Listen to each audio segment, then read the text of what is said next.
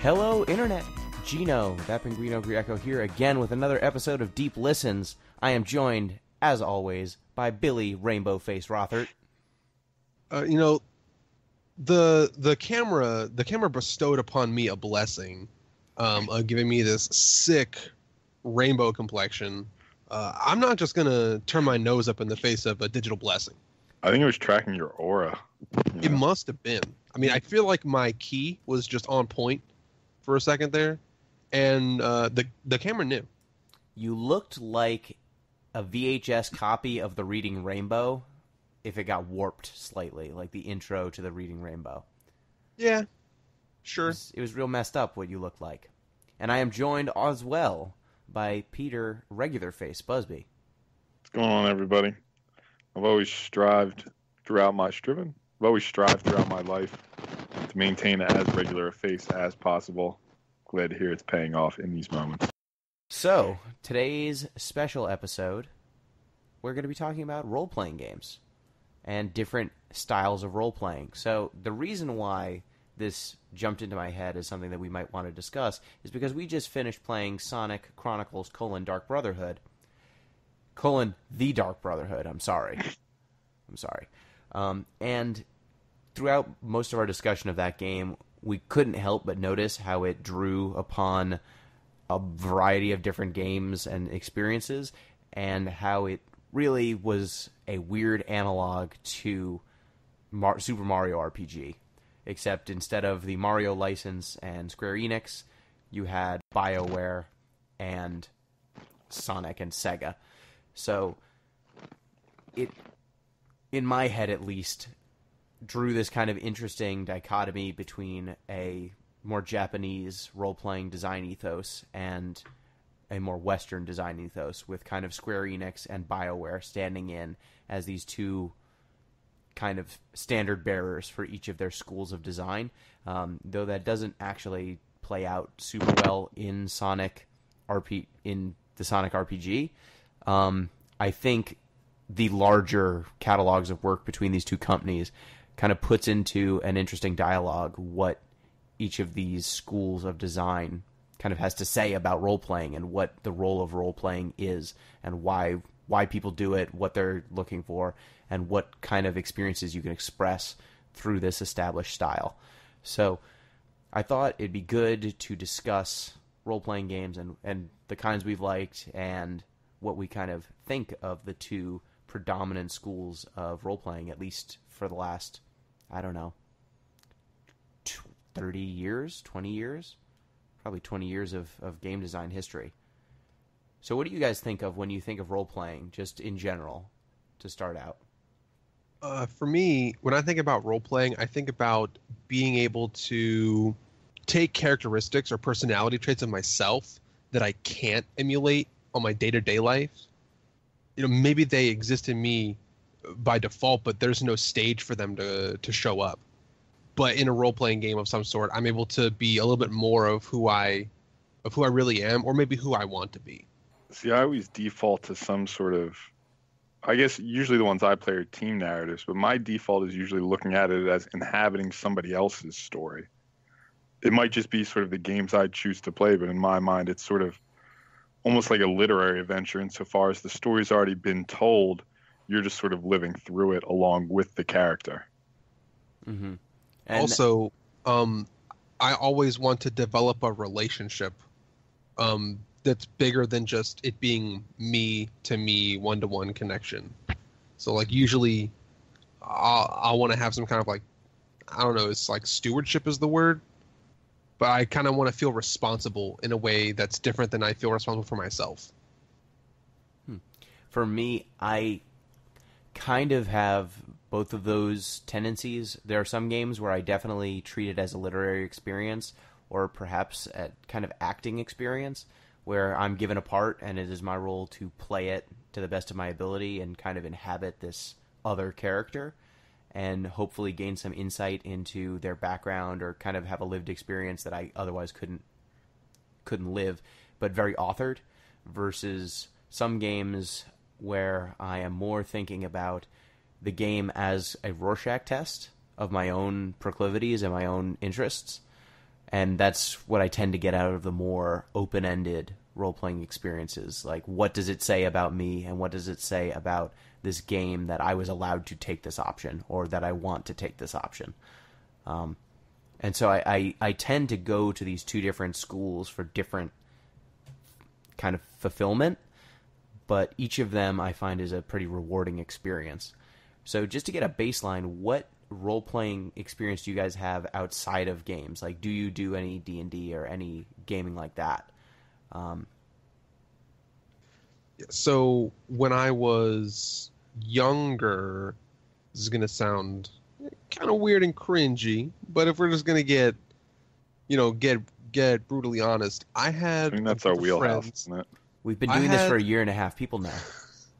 I had a group of friends when I was in middle school, and whenever we learned something cool in school, for a good part of time, it was Greek mythology. It was the first time that we got exposed to the Greek and Roman gods. We're like, this is so sick. Like, let's role play as the Greek gods.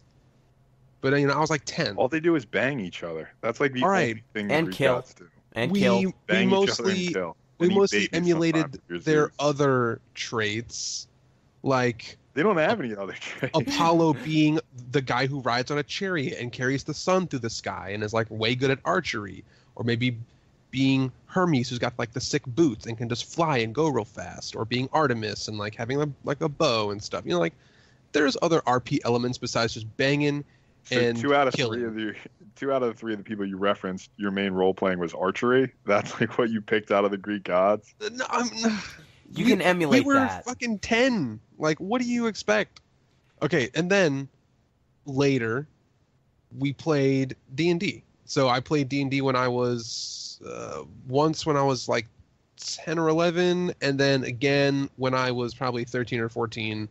And both of those experiences were kind of weird and bad. But it was cool enough because I was young and didn't know what the fuck was going on. Now I D&D again, and this is very new for me. I've mentioned it on another podcast that I'm going to be DMing for a group of my friends. So we'll see how that unfolds. But I've had a little bit of outside of video game roleplay experience, at least just for fun in my personal life. Pete, anything?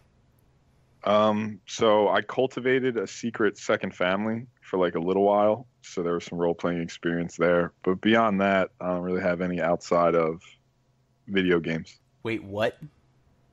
I never told you guys about my secret second family I pretended to be a mailman in the circus, like a circus mailman. And I created this second family. It was a whole thing. But yeah, except for that, nothing outside video games. Wait, what are the mechanics of a secret second family? Like, you were at home with your real family and you just had a pretend family? Or So we were so what I did was I drove to Ohio and I moved into an apartment for like a few months. And just I'm making stuff up. I have no experience outside of video games. God damn it. You had me going for a second there. Man, that's almost as bad as the USB Control-Alt-USB button. You got me. Damn it. God.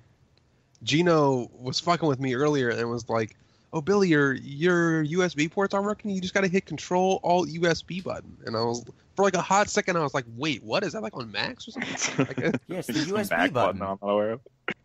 There's a Windows key. Like, do you have a USB like Yeah, totally. hotkey? Are you talking about Sysric? Are you talking about the Sysric key? Is that the one?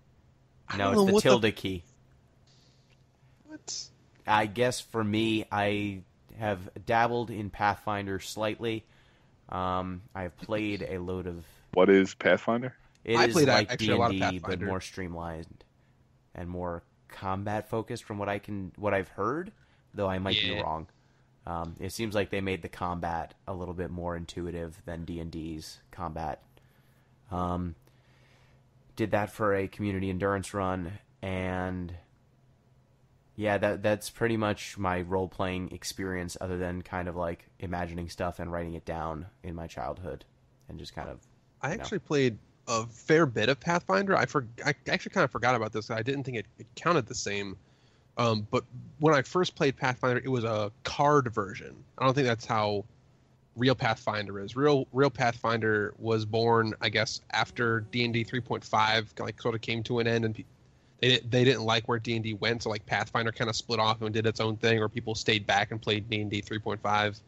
And but I played like a card based, almost like a TCG version of Pathfinder that was way cool. It basically simplified everything so that you could just buy this box, like this board game box, and Pathfinder was in it, and you had all your characters and shit like all pre-made. You just picked one and went with it. But it was like I think we played for like 12 weeks, me and my friends. It took a long time. It was like months just to finish this big with a card game. That's cool. Like essentially you I'll just briefly explain it. Like you had a card, like like the size of a Magic card that had all your character stats on it, and you built the scenario by laying out like pile shuffling decks, one of which had a boss in it, and the decks represented different locations, and you as your character could go to a location, flip over the card as your turn, and it could be a treasure that you have to make a check to acquire, or a monster that you encounter that you have to fight sort of one-on-one. That was pretty cool because you could still sort of do character-y type things or lore type things, but it didn't really have like the NPC interaction that you would see in a real role play game. But you could still kind of do things that were character specific, like how do you interact with a monster? You would either try to charm it, or evade it, or attack it head on. It was kind of different but weird. I forgot that was like a whole like 3-4 months of role playing that I did. Nice. So, of the kind of two schools that I enumerated at the start of the podcast, which do you feel more drawn to? Because I know, for me, I have a pretty even split. Like, when I started playing games, I was definitely stronger. I had a stronger relationship with the Japanese style, just because I was a Final Fantasy nut. And then... Really? You're a Final Fantasy fan? It's weird. Yeah, do you play it like a bit? Have you played Final Fantasy before? Yeah. And other games made by Square, like Chrono Trigger. He just like blows past Chrono Cross, and some other games. I played Lost Odyssey, but then once Final I got in Fantasy, isn't that where you feed your mag? Isn't that game? No, it's a very different game. It's not Fantasy with a PH, right? Yeah. No, you're thinking of Phantasy Star, where you feed your mag and you have to feed it because it's hungry. But no, that's your obsession. That's your evil. Don't put it on me. Then definitely when I got an Xbox 360, I got a little bit further into the Western style of games, playing a couple of Bethesda games like Fallout 3, Elder Scrolls, Skyrim. I played Mass Effect, the whole series. I played Dragon Age Origins, and then fell off the Dragon Age series entirely. I played The Witcher. And then I basically completely abandoned Japanese-style role-playing games with the exception of Lost Odyssey because most of them were trash. At least the ones that I played, until Persona 4, which brought me back into Japanese-style role-playing games. And now I'm just kind of split. So, Billy, I guess what is your history in games specifically? Yeah, so I think the RPG that I put some of the most hours into was the Tales series, like Tales of Symphonia, and I have where I'm meaning to play Vesperia. I think is another one of the good ones, and Abyss. But I definitely put a lot of time into Symphonia, and that was an RPG style that I think is closer to your Japanese style, correct? Yeah. I play a lot of the Final Fantasy games. I played Final Fantasy VII. I played Final Fantasy X. Tactics. Fire Emblem games are like less in the RPG because they're kind of like a RTS kind of game. Counter, because I was going to mention Fire Emblem when it came around to me. Yeah, like that's kind of close. But then when I got older, I actually just didn't have enough time to play games that were that long or in depth, and so I left the Japanese style and I picked up games that were closer to the American style. But I didn't really seek them out. My friends would recommend them to me and I would play them. So like when I was in college everybody was playing Skyrim, so I picked up and played a little bit of Skyrim. Everybody was playing Dark Souls, so I picked up and played a little bit of Dark Souls. Everybody was playing Fallout, so I played a little bit of Fallout, but I never actually sought after those games. When I was younger, I sought after cool games like Tales of Symphonia and Final Fantasy Crystal Chronicles and cool games like Final Fantasy cool Crystal games Chronicles. like Final Fantasy Crystal Chronicles. And Pete, I know you at least played Persona 4 because I gave you that game for a while. I did, and that was a good game. And so one of my ultimate joys in RPGs or any sort of games, and I think this is why I love the Fire Emblem games so much, is roster construction. I just love creating a roster and fitting together these characters, especially when each of them has sort of discrete, defined roles that you can customize. So that's really why I always have shaded towards the Japanese school, because I love when it's like basically you're creating a team and you have to ask, okay, who's going to be my tank, my healer? If you're talking Fire Emblem, you know, my assassin, my sniper, my mage, my general. I just love building teams and moving little sliders and customizing my characters. Yeah, and I find, at least for me, that you can get that in both schools, but Japanese role-playing games, at least from my experience, they tend to have more characters that are oddly shaped puzzle pieces versus some really well-defined character archetypes that I've seen a lot in Western games. Like, for example, in Mass Effect, you kind of always know what character you should have at any given moment, and the abilities are a lot more generic across characters versus something like a Chrono Trigger, where each character kind of has, these are their abilities, and there is almost no replication. You can't replace one character with another and still have the same functions across team. And I like those sorts of problems. And even something like this isn't a team-based one, but another one I sunk a lot of hours in was Devil May Cry. And even then, it's sort of, you can either use your sword or your guns. And there's really nothing too interesting about that sort of customization. Like you said, the more intricate your classes are, and the more sort of diverse their skill sets, the more interesting it's just going to be. I guess I would be leaving out something really big if I said that I didn't play, probably 2 or 3 million hours of Phantasy Star Online. I'm going to do the math on that. Yeah, we're going to put that aside, and I'm going to figure out exactly how many days 2 million hours is going to be. So just hang tight for a second. If we're going to be realistic and compare to my Dota time, I think I probably put maybe 850 hours to 1,000 hours into Phantasy Star Online. So, question: were you actually online for that Star Online? Never. Of course you weren't. Never. Do you know how many times I walked by you just sitting at a Wii playing Phantasy Star Online for hours on end? Just feeding my your mag was hungry. 228 days. Or, 228 years. Not counting leap years. Okay, so is 2 million hours. It's fair to say he didn't play for 2 million hours. He just probably being played pedantic about the whole thing. Closer to a month of his life in You said 850? Professor Numbers, please. Probably 850 hours. 850, what do we got? While Professor Numbers is working on that. That's 34 days. Yep. My mental math. That's me not sleeping. So if we're going to say putting just like a paltry 6 hours a day into this game, that's pretty reasonable for a young lad. The funniest thing? Phantasy Star Online doesn't even fit into either of these nice categories. I guess there's a weird power fantasy you could say it fits into, but... Well, where would something like World of Warcraft fit in? I think World of Warcraft, once you get other people involved, it takes on another dimension just because... Maybe we need to add a third school. Like the American style, or sorry, the Western style, the Japanese style, but maybe the community style.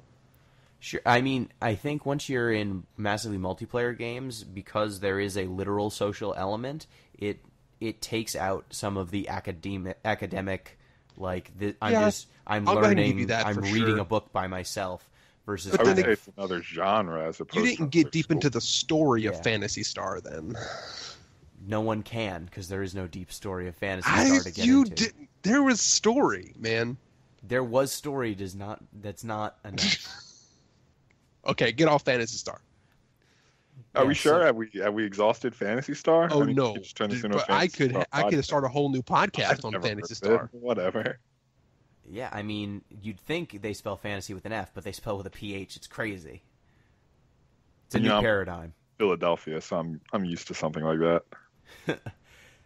Yeah, so I guess one of the big things that really drew me to this topic and draws me still to these kinds of games is kind of this balancing act I see. And this might be an artificial dichotomy that I've drawn personally, but this difference between a kind of what's the term I'm looking for? It's not collaborative. It's like that literary experience you were describing, Pete, where you're kind of seeing this cast of characters and this kind of ensemble cast way of playing, where your main character is a fully fledged character that you're kind of acting through. It's almost like a theatrical experience or reading Like a play. a cipher? No, not a cipher. No, The opposite. Cypher's the opposite. Yeah, I don't know what the necessary term would be in this case. Yeah, because that's kind of the normal case for most literature, that you have this kind of predefined character. But I see it almost as a style where the player is playing as Hamlet in Hamlet, or something along those lines. Well, I guess role playing would be, in its purest form. I guess it depends how you define role at this point, though. But it's kind of take it to like real theatrical- theater, and so like when you be on stage, I'm supposed to be channeling as to the best of my ability Hamlet and having their emotions and their, hopes and fears and dreams when I'm on stage. Right. The distinction I was trying to draw, though, is if you look at role playing as a term, right, and you ask yourself, all right, what is role referring to? It could be in sort of this actor model Genos drawing where the role refers to the character itself, as in like I'm playing Hamlet. Exactly. Or your role could be more of sort of a socially constructed archetype. Okay, I'm the space captain, I'm the general, I'm the soldier, in which case your role is a social unit as opposed to an actual persona. Yes, and also the idea that there's this kind of theatrical school of role-playing, but because it is most of these games I'm talking about are specifically single-player, your audience is yourself, but you're still kind of acting. You're performing your role to make sure that the story comes out right, or comes out. You can impact the story in certain ways or impact the game in certain ways through your play, but it's only an audience of one. Versus something like, so this is kind of the Japanese school that I tend to think conceptualize this as a Japanese style of play where you have a main character, their path is set from the moment you press go to where they end up. There are some moments of slight fluctuation where you can make decisions and kind of put your own slight spin on the character, but ultimately it is only a spin. You are not creating a character out of whole cloth. Versus a more Western style where you get kind of the BioWares or the Bethesdas, where you're spinning a character out of whole cloth to kind of be either a vehicle for wish fulfillment or a vehicle for storytelling, but your canvas is much broader. And instead of, like, you can come into it and say, this character is, John Bigby, he's a former Pinkerton who got transported to Skyrim, and now he is a fish out of water. Like, you can come up with your own very elaborate character with a very elaborate backstory and try to adhere to that as best as you can. Like Felipe Yolo. Exactly. A very well-developed character. Yes, my Dark Souls character, Felipe Yolo. However, a lot of the time, at least when I'm playing those kind of wide-open games, I'm just driven by either getting the score higher or attaining more things, or just kind of role-playing towards a power fantasy or a control fantasy that is kind of to the detriment of the individual character you're playing as, and somehow I find it can also kind of trivialize the characters you're interacting with, because I'm as much trying to min-max the systems of the game as I am trying to inhabit this space and make it feel real and lived in. At least that's for me. Yeah, it's an interesting paradox you're sort of drawing, that the more freedom you have, the less guided you are. Ultimately just sort of spirals out, whereas if all the choices are equally valid, there's no reason to make any sort of singular choice about character backstory. Well, now, so Gino mentioned something to me, and it sort of sparked this idea, and then as he kept talking, I kind of got fleshed out more. But when you mentioned the audience of one, we do all of these things so that we can put a show on for ourselves, really. I mean, maybe a person who's at a Renaissance fair is role-playing as a merchant, and their job is to make sure that people get the food at the Renaissance fair, like basically a food truck. But on that day, they're the merchant at a tavern or something. And yeah, they're role-playing, and they're doing it for the benefit of others, but they're really getting it for themselves as well as being a part of something bigger. And then I think back when Gina mentioned audience of one, like, I don't know about you guys, but my first role-play experience was like me as a kid, like with a book underneath my covers, and like I have my like sheet tied around me like a cloak, and I got my flashlight, which isn't a flashlight, it's my lightsaber, and like if something didn't happen the way I wanted it to happen, I'd stop and reset, and I'd replay the scene the way I wanted it to happen. I'm playing with my action figures, my Legos and shit when I'm a kid, and if I'm doing the voices for my own characters and something happens, I'm like, wait, that wouldn't happen. That's not the way I wanted it to happen. I'd like reset it and then do it all over again.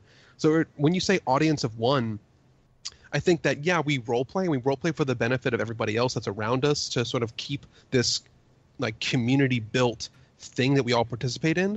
But it's all like everything that we are putting into the system, we're hoping to get returns on for ourselves. And now when you talk about those different schools of RPG, I think both of them are trying to tap into that childlike fantasy of the kid who's under their blanket with the flashlight, but they're doing it in different ways. Like they're letting you participate in things differently. And I think for the American style, it's getting like it's they're going to give you like a more vanilla world so that you can create something that will fit, like no matter how you create it.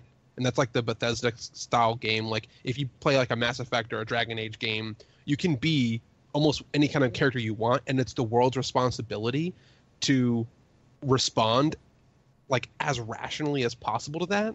But then like a Japanese style game, they give you this fully like fleshed out, like well polished power fantasy, and they put a lot of it on railroad tracks for you, but you still get to jump into a world that's not your own and get that sort of, this is my storybook now, and I'm going on this great adventure and it's mine. So I think they both hit that like childhood fantasy type deal, but just from different angles. Yeah, and I guess one thing that I would ask is, do you think that an authored story in the way that a lot of the Japanese games we've played for the podcast kind of play out, do you think that that is intrinsically a power fantasy sort of narrative? Like, you're definitely building up in a lot of these games we've played, but outside of the game, like the actual combat gameplay, you're not necessarily getting that sense that you are a god among this world and this, more powerful being than anyone has any right to be. Versus something like Mass Effect or Dragon Age, where the cipher that you were given, and that cipher is someone you create from the start of the game, you're immediately told that you're a chosen one, you are some sort of messiah character, and then you are given all of the powers to just kind of wreak havoc on this world, and the world reacts to your actions. And I feel like when you design from that perspective, it kind of railroads you in a way towards a power fantasy relationship with the narrative, considering that that's kind of the tools that you were given, and you were given a blank canvas and some crayons, versus coming to, Pete. Yeah, my point was, I mean, I don't mean to cut you off or anything, but I don't think you could build a game without I don't think you can build an RPG without being the chosen one. Now, whether it's sort of, Fallout style where it's, oh, you need to save the world, or if it's just, oh man, the plumbing's clogged, like you're the chosen one, you'll fulfill the prophecy of finding the plunger. Like the stakes might be different, but in any RPG, in some capacity, you are the chosen one. In some capacity, yeah, that's where you actually bought me, because I've played RPGs where the real protagonist of the game is in fact not the chosen one.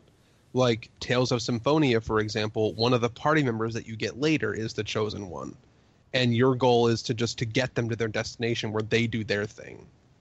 In a lesser extent, Valda's story is like that.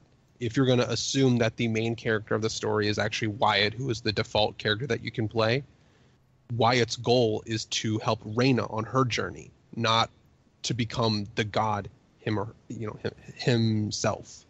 Yeah, I think this. Yeah, go ahead, Gino. I mean, Final Fantasy X, you are a guardian. You are someone who is helping someone else on their journey, but you are on a journey with higher stakes.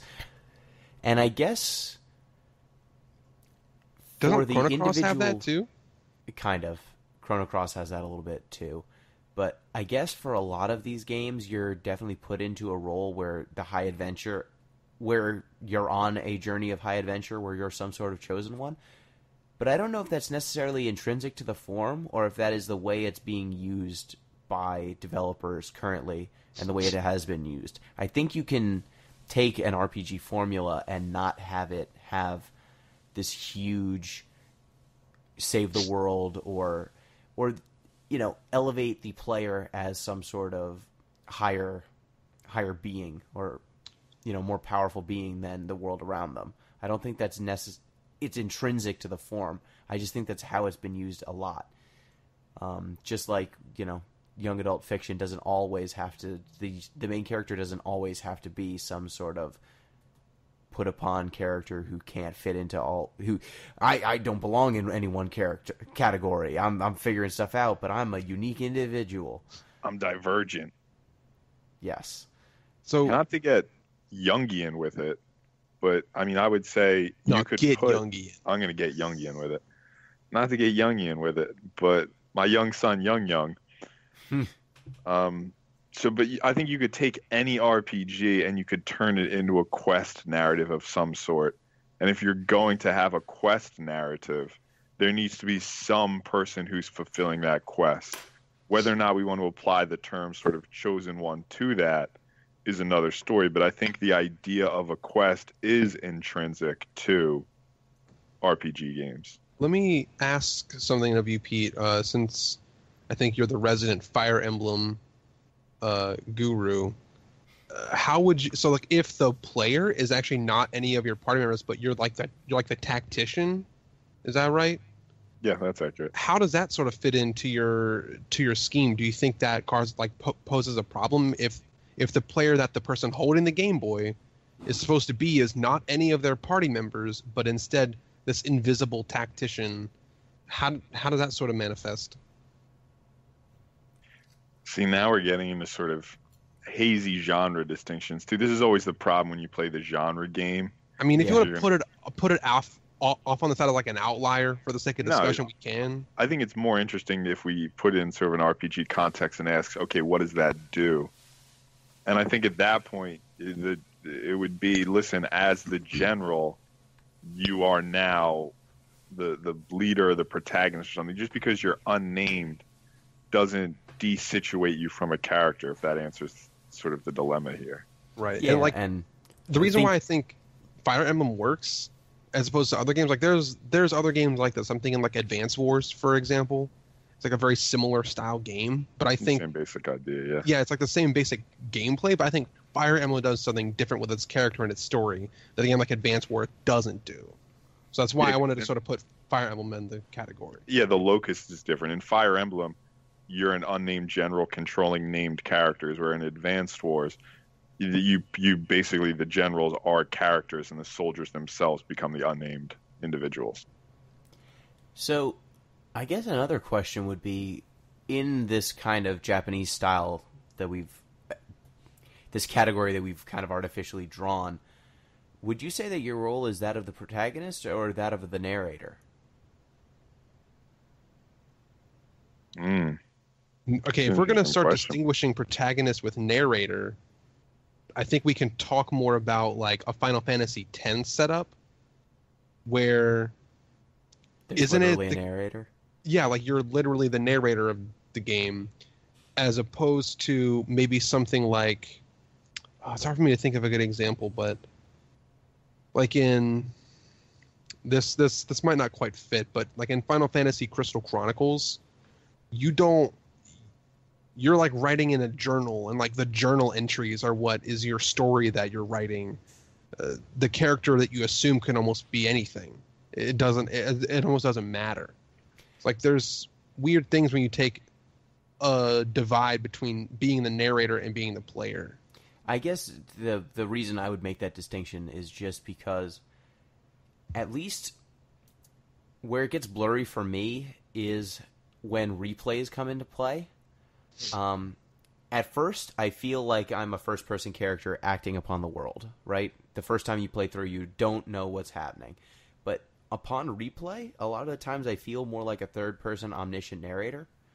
Like, I know where the game is going, I know where it's starting, and I am able to kind of take in and appreciate everything all at once versus kind of moment to moment going through this story and learning as I go along. Now, how do you justify unequipping Aerith's gear then as a third person? As a third-person omniscient narrator, Yeah. then I'm a fourth wall breaking third-person omniscient narrator. Like He's just a smart player. Yep, that's just me Deadpooling it up. Everyone knows she's gone. She doesn't need that. because when you cloak put your anymore. fully amped up life materia on that, it's just gone. It's gone. Zombie Pie actually replayed an entire segment when we did Final Fantasy VIII because he gave her like good equipment and she died in it. Final Fantasy VIII? Seven, sorry, misspoke. Yeah. Eris dies in 8 too, it's crazy. What? They just bring her back and kill her again. Crossover? Just during the credits, like it's not even part of the game. It's just like fuck it. Yeah, if you look closely in the closing You have fever to actually dream reel sequence. it backwards. Yep. It's actually Eris dying again. Yeah, so I guess we've spent a lot of time talking about the kind of Japanese style. What do you guys think of the Western style? Because for me, I've actually probably played as much, if not more, Mass Effect and Dragon Age as I have kind of the games that I grew up playing. So what do you guys get out of those games? And like as far as I'm concerned, and might just be a function of the ones I play, but it seems like there's a slow merger between, maybe not even that slow, between the Western style RPG and the FPS, to the point where I think the differentiation between the two becomes mostly about how far you can customize the character, which is really a specious distinction as far as I'm concerned. I guess the style of interaction, the style of story that the game is going to play, for you, and then the style of interactions that the game allows, I think is a pretty good distinction. Although the combat gameplay will kind of blur, especially with the Mass Effect series. The types of stories that Mass Effect is interested in telling and the dialogue mechanics that they include as well, I feel holds that wall up, even though there are leveling systems and RPG mechanics present in something like a Call of Duty. They are definitely cribbing from each other's notebooks in terms of gameplay, but when it comes to narrative, those games just want to do so much, are just so different. Their desires are just so different that I think there's still definitely a distinction. I agree with you, but I think it might be at this point a difference of degree as opposed to kind, especially if you look at, like, I'm thinking of the second Modern Warfare game and sort of the emphasis they tried to put on storytelling in the campaign, like the single player campaign. Especially there was another one. What's the most recent? It's not the most recent. Like the Modern Warfare after Modern Warfare 2 as well, like really put an emphasis on storytelling. So I feel like maybe it's sort of a meeting in the middle that's sort of going on as that becomes the dominant gameplay paradigm. What about something that is, in my opinion, probably the closest crossover between like a not really Western style, but just roll with me here for a second, and something like Gears of War, which is definitely designed, I think, to be they're telling a story through a first-person shooter. They're not trying to build a first-person shooter and then put whatever story they find on it. I think what I'm getting at here is I'm not going to really hold it against games like Skyrim or Mass Effect or Dragon Age for looking like a first-person shooter sometimes, because I think they just took things that worked really well for delivering a certain type of atmosphere. Like if you go back to like older Call of Duty or Battlefield games, whatever, your camera vision is just you hovering over a gun, right? And you shoot at the guys that are shooting at you.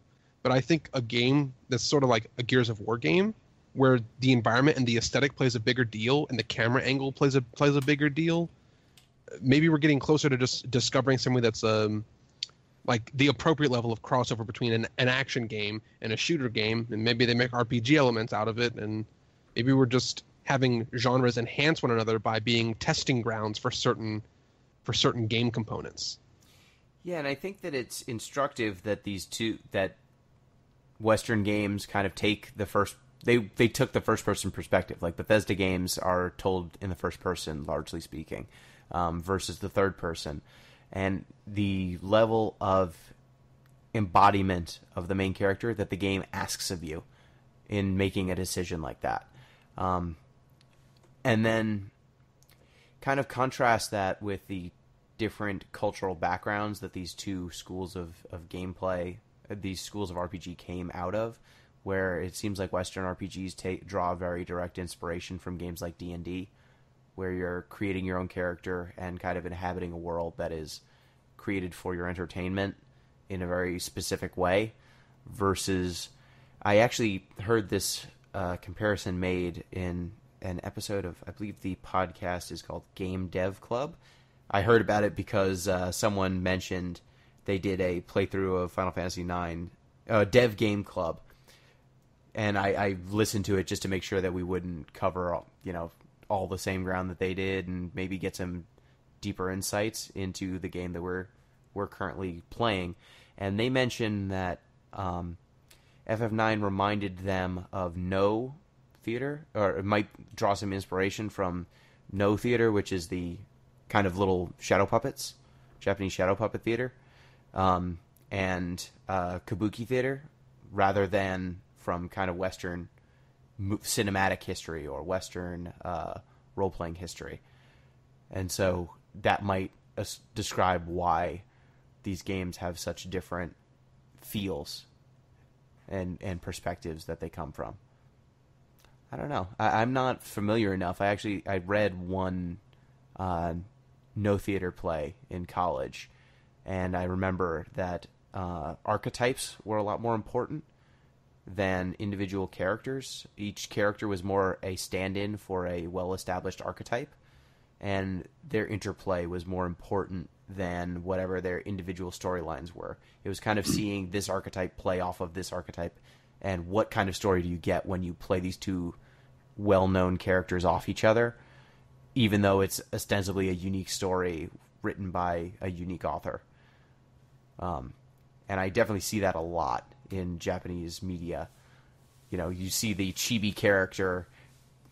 How many different games, how many different pieces of media have that same character with that same kind of...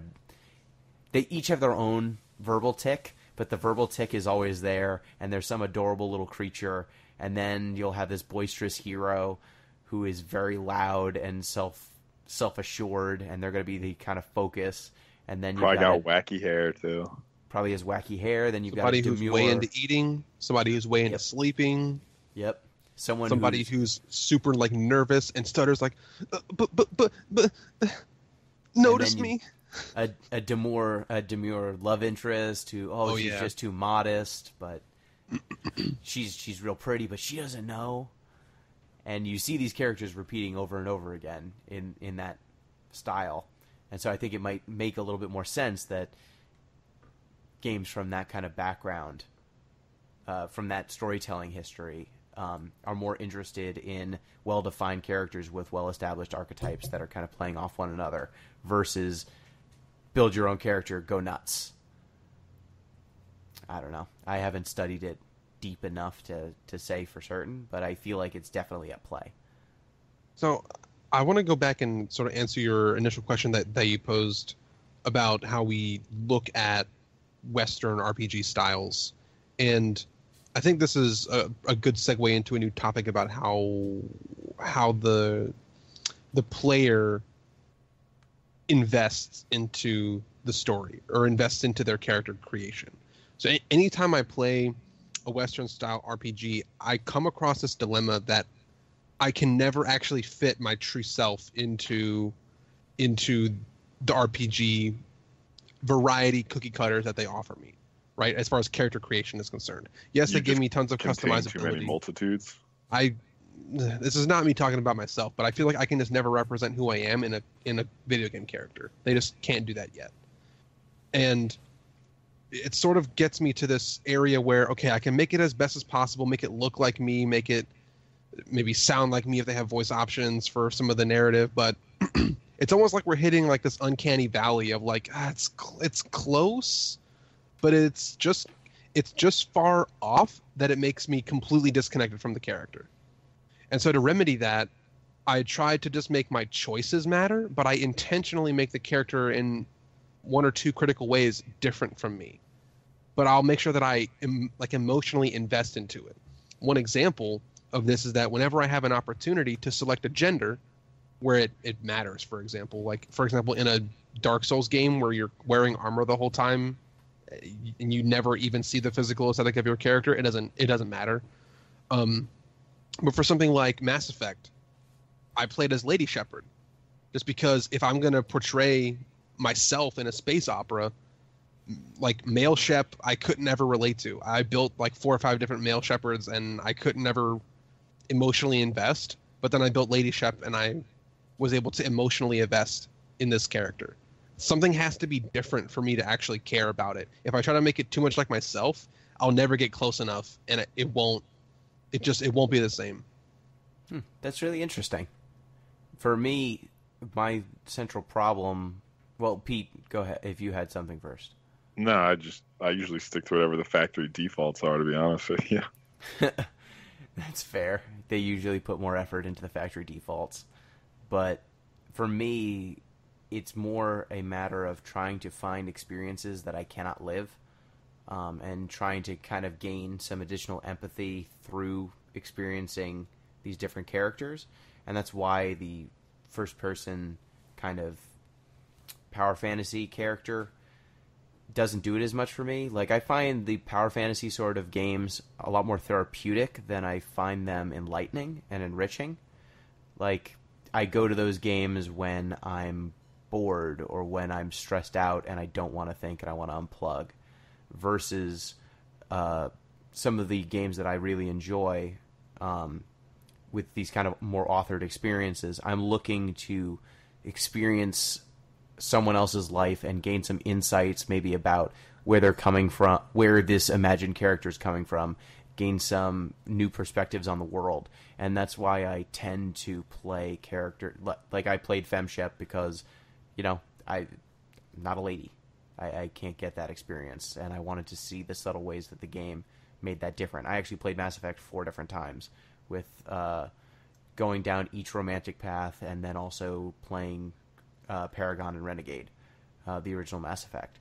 So I tend to come at it from that perspective, but I definitely see where you're coming from, Billy, where a character who you try to identify with is just different enough that it takes you out of the experience.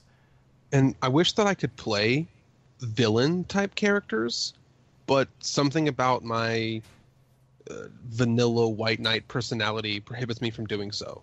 And in some ways, I feel like I'm missing out on part of a roleplay, because something about my personality won't let me act too far out of my character, out of Billy's character. Like one of my best good friends, if he gets an opportunity to play an RPG type game, he goes 100% like level 11 power fantasy, extreme supervillain, kill everyone, take all their gold. I don't care if I'm stealing. I am good at this video game, and I can just kill whoever opposes me. If this dude played a Mass Effect game or a Fallout game, he'd be 100% bad karma, 100% Paragon, not because he wants to be a villain, but because that's usually the path of doing whatever the fuck you want, whenever the fuck you want to do it. If you're going to play Paragon or play good karma, usually you're on more railroad tracks. Mm-hmm. If we can just unpack some assumptions here, though, I wonder when identification, or like the ability to identify with a character, became a paramount virtue. Like I see this in, not to, well, I'll just say it. I see this in freshman students a lot, right? That they'll just say things like, I couldn't really identify with this character when we're talking about books. And I always want to say that's not the point. Like, you're not meant to identify with every character. So why is it so important? And Billy, this might just be personally, like that's just how you enjoy games. But if we're just looking at it generally, why has identification become such an important virtue in video game storytelling? Well, I can say that it's like a drug, honestly. Like, I want to evoke an emotion inside of me that I just can't get if I read a book about a character that I know nothing about and I don't really care about the decisions that they make. I mean, that doesn't mean that character's story isn't interesting, but it's not going to evoke, it's not going to ping the same part of my brain. And I'm looking for a particular kind of stimulation. That's why it matters to me. I played games with excellent stories and characters that I cared about. Games like Metal Gear Solid has a character that I don't identify with, but that's a really good story. Games like Shadow of the Colossus, I really can't identify with Wander. He doesn't have much identification, but I just love everything about that universe. Banjo-Kazooie, Ratchet and Clank, Jak and Daxter, all really, really great story games. Good games, but I can't identify with a banjo. Jak and Daxter. I'm sorry, with a bear. A banjo. What is Daxter? What is he again? A Otzel or something? He's a weird. I forget what he is. But Pete, I guess my thought on that is a lot of times, I guess if not to generalize freshmen, but when you're coming to go ahead, like nobody really cares about freshmen. Generalize point one. If you come from a background where most of your exposure to literature was kind of summer reading lists, or just pop culture, capitalist. This is the thing that appealed to you, to your demographic. You seeked it out as entertainment. It's a very different experience reading or watching or acting for entertainment, for pleasure, versus for edification, for education. If you're reading for pleasure, the path of least resistance is finding something that directly appeals to you in a niche way, that doesn't challenge your assumptions, and that tries to match your experiences rather than asking you to inhabit someone else's.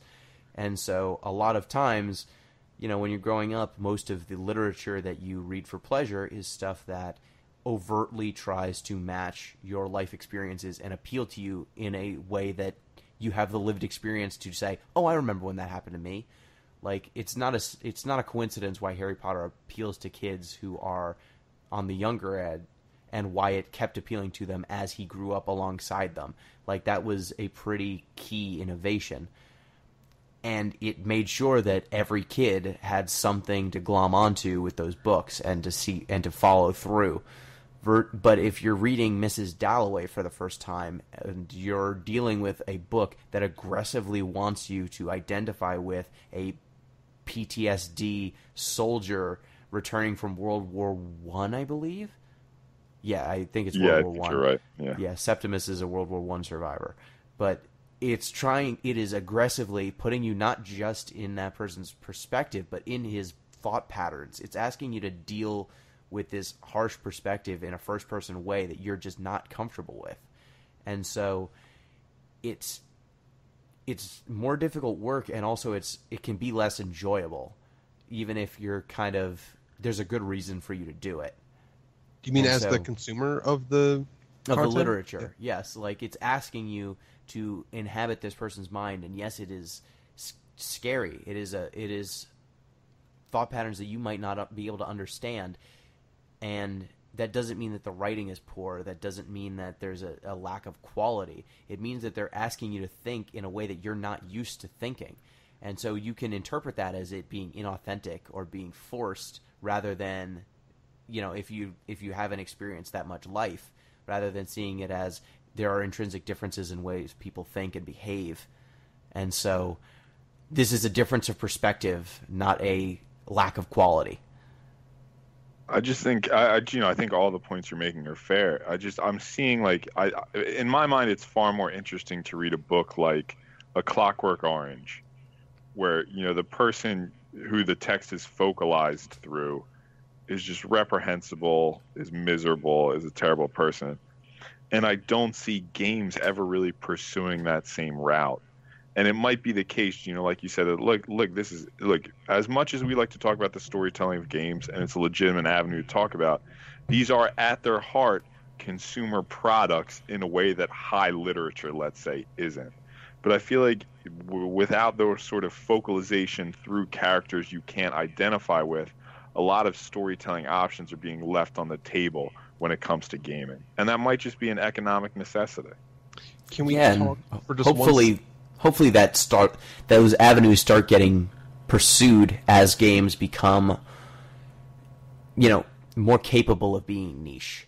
Because for the first 30 years or 40 years of game development, just the economic realities of how many dollars you had to make per game just made it so ridiculous that you couldn't really go for an incredibly niche product on a storytelling avenue in the way you can now. Like I saw a game that was about like a woman trying to keep her child quiet in a war-torn African nation, and that's like the game. I think it's called Hush, but I'm not sure. But that's a game. One, I don't think it was made for profit. Two, that's a game that would never get made at all 20 years ago.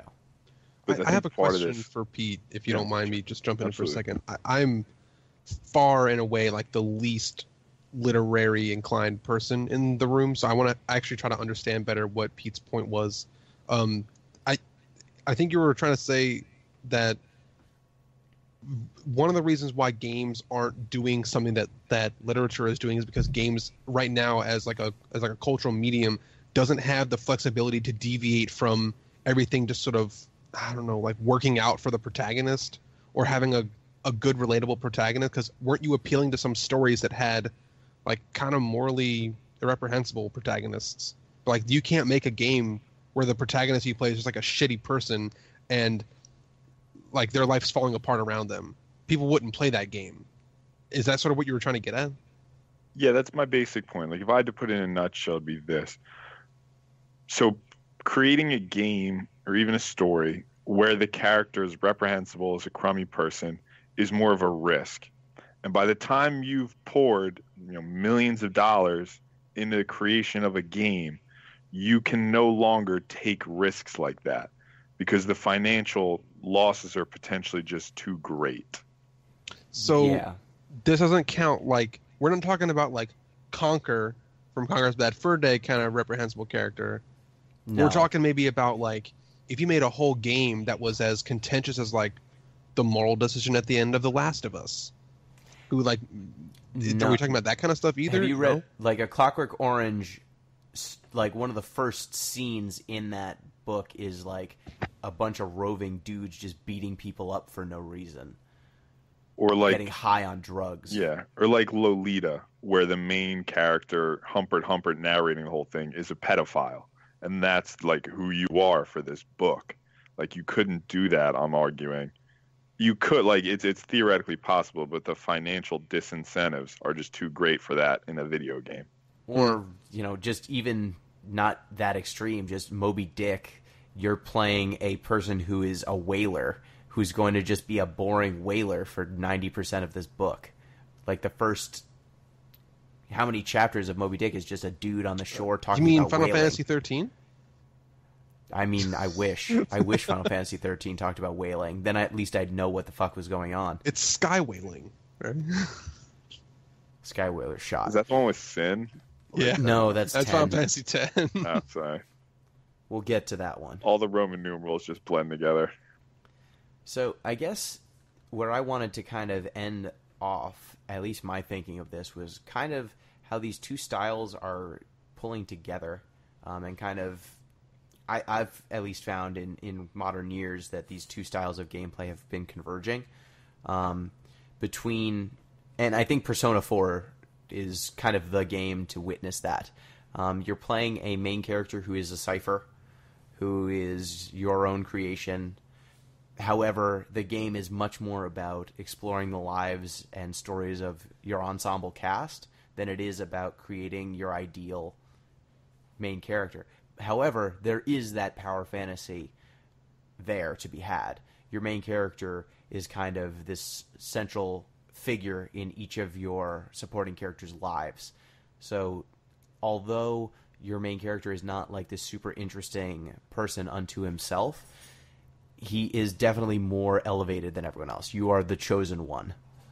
But there are still these other stories that are worth hearing. In Persona, I just want to make sure I got this right. In Persona, you have a main character who is pretty vanilla, but you choose like their personality stats, right?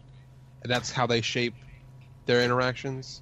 No, you just kind of pick dialogue choices here and there, and you also pick kind of, you're a kid going to school, and you get to like choose what also, you do that day, like talk to your friends or go to the library. Go to basketball practice. You basically choose your extracurriculars. And it like ups your personality stats. Like going to the library makes you smarter, or talking to your friends makes you more charismatic. But going to the gym makes you more athletic. All right, okay. But also like picking who you're hanging out with. Like, hey, should I hang out with Yosuke or should I hang out with Chie today? And hey, if I hang out with Yosuke enough, her legs are ridiculous. You pick Chie. But as you hang out with these different characters, you start to get, an impression of who they are and deepen your friendships with them, and you usually find out that, hey, this person is not who I thought they were up front. Now that you mentioned Persona, that does seem like a really good blending of the two genres. Like, you get a lot of vanilla protagonists that you're supposed to put the character into, kind of like a Skyrim type game or a Dragon Age type game. But the story itself is on as much of a railroad tracks as a Japanese style game would allow, but also the world itself is just trying to rationalize your choices as much as it will allow.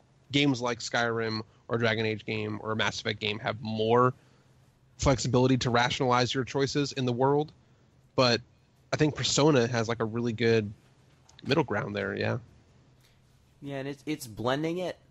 And then I guess from the other side, I don't know too many Western games that are going with more. I guess The Witcher would be the other example. Yeah, Witcher's would be a solid this game with kind of this gritty protagonist, but Geralt is Geralt. This is his story. This is all of his friends are his friends. They have their own established backstories, and you're just going to see how this story plays out.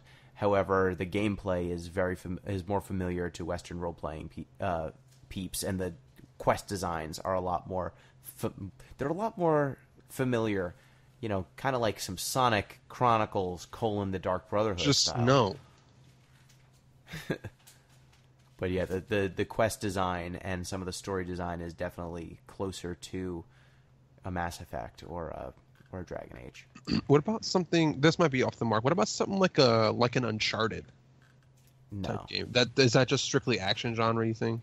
Well, I think that there is some aspect of acting to the Uncharted games and some character development. I feel like the range of emotions that those games ask you to play in is just a lot shallower. I think it's just a lot closer to an action movie. Now that we think of it, I can't think of an American RPG that just doesn't fall into the Bethesda, BioWare kind of circle. Yeah, this is a long history there. But I think we've discussed a lot of what makes RPGs special and definitely a lot of the things that I've thought about in terms of them. So any last thoughts, Billy or Pete? I'll let probably Pete go first if he has anything. No, I mean, I think we've pretty much covered. The only thing I would sort of as just a caveat as I need to do, is we've sort of made a decision here to draw these sort of firm boundaries between the Western and the Japanese style for the sake of sort of genre conventions. But like you're pointing out with Persona, a lot of time these things become fuzzy. So, we're going to find border cases, we're going to find splitting. But, it's key to ask yourself at certain points, what are the key characteristics of these genres, even if we have to play a little bit to fit certain games into one or two of them. Mm-hmm. Yeah, and listeners, if if you're thinking that these are really artificial and you've played an awesome game that totally bucks these trends, feel free, shoot us an email. Like, we'd love to check it out. I would love to see, differences. So I think my send-off word is going to be like a reiteration of my impetus for role-playing at all is that I can find a way to actualize myself more. And maybe I have to concede that some of these are fantasies, maybe what I wish I was, as opposed to who I am in real life. Part of this is me trying to be who I am as a person in game form and see how I would play out in the scenario of there being a dragon, but I can't do that in the real life, or a space opera. But on the other hand, I want to tap into this childlike story creation where, like I said, you're that kid who's under their blankets with the flashlight, and you're playing with your Legos after your mom told you to go to bed, and you have this little world that only lasts for a little bit, but while you're in there, that is your world, and the rules change around you. You sort of bend the rules, and you adopt a different set of beliefs. And so I think that any type of role playing, whether it's a Japanese style RPG or an American a Western style like Bethesda or BioWare type game, or even if it's something like Dungeons and Dragons, or if it's LARPing, or if it's theater, whatever the case may be, I think all of these things are all trying to aim towards the same thing that's hard to capture, which is that sort of childlike fantasy, because we have the ability to do it when we're kids so easily, to assume different beliefs, but now we need more to achieve that same idea. It's almost like we can't get the same high anymore, because when you were a kid, all you needed was a flashlight and your imagination. Just getting trashed all the time. But now, you just can't do it when you're grown up. You need to have a whole universe created for you, or have 8 friends playing D&D with you to get the same. You need that permission structure to be set up around you. Kind of. Yeah. So, if you have any feedback, internet listeners, go ahead and hit us up at DeepListensPod on Twitter, deeplistens.libsyn.com. We have comment sections, and go ahead, send us an email, deeplistenspodcast@gmail.com. Hope you enjoyed our discussion of role-playing games and the different schools of role-playing. Thank you, Billy. Thanks, everybody, for listening. Be sure to tune in for all the future Deep Listens bonus podcasts and our main show, Deep Listens, where we talk about cool games. Thank you, Pete. Always a good time talking to you guys, and hopefully our listeners have the same enjoyable time that I did. Send feedback. And thank you, listeners. Till next time. Peace.